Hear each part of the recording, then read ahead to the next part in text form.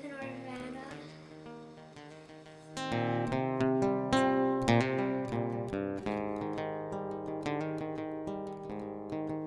I'm in second grade, and I like math a lot.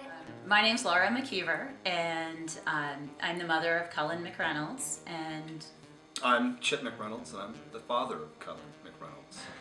And Cullen, our son, was diagnosed with stage 4 neuroblastoma when he was 3 years old. It was diagnosed after I'd taken him in a couple of times.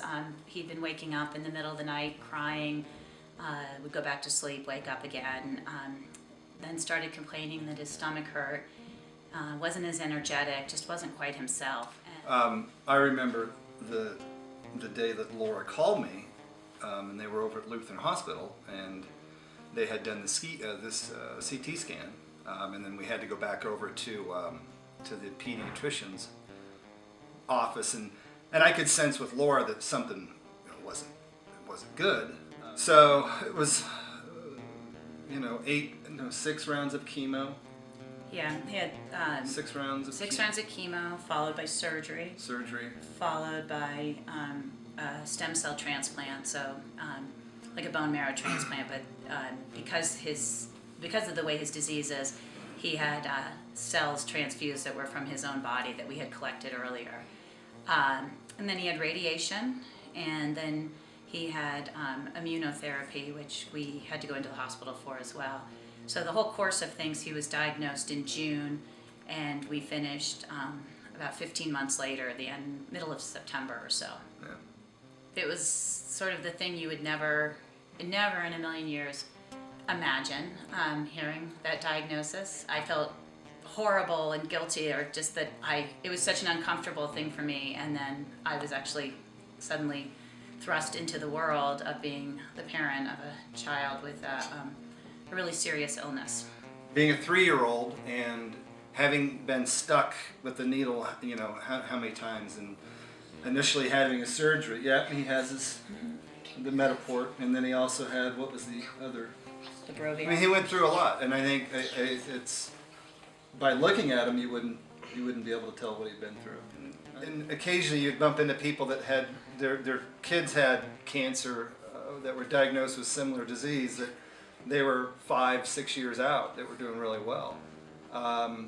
There was one particular individual, the technician downstairs that did the CT scans for Cullen.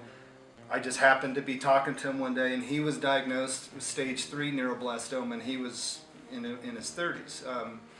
There's a lot of things that give you hope like that, but I think just remaining positive and riding it through.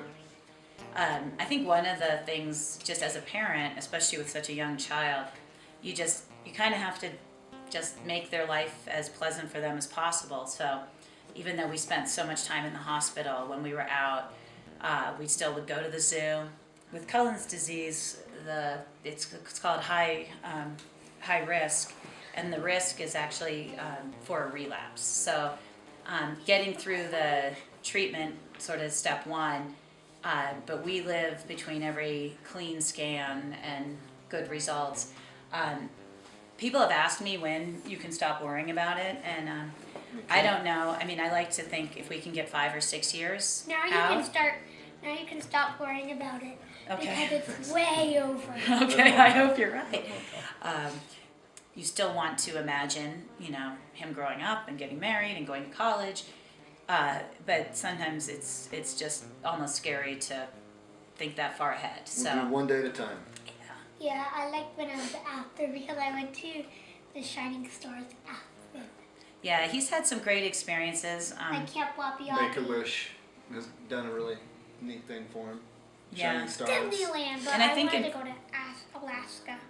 Like any bad thing that happens to you, when you're going through it, you certainly can't see any benefits of it. And I wouldn't wish this on anybody, but now that it's part of our past, I think it changes you, and in many ways for the better. I certainly appreciate small things more, and don't worry about little things as much.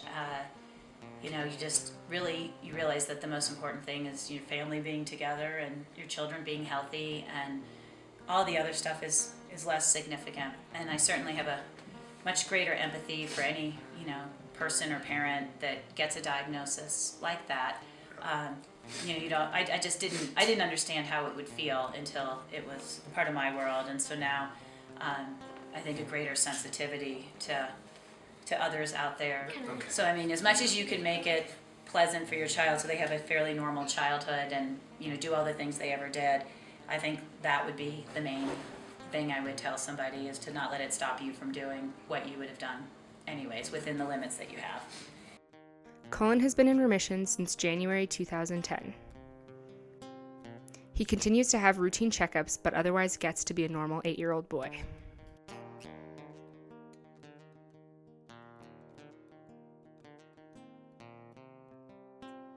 If I was in the Olympics, I would do bobsledding in the winter because I like to skateboard and I like to get down.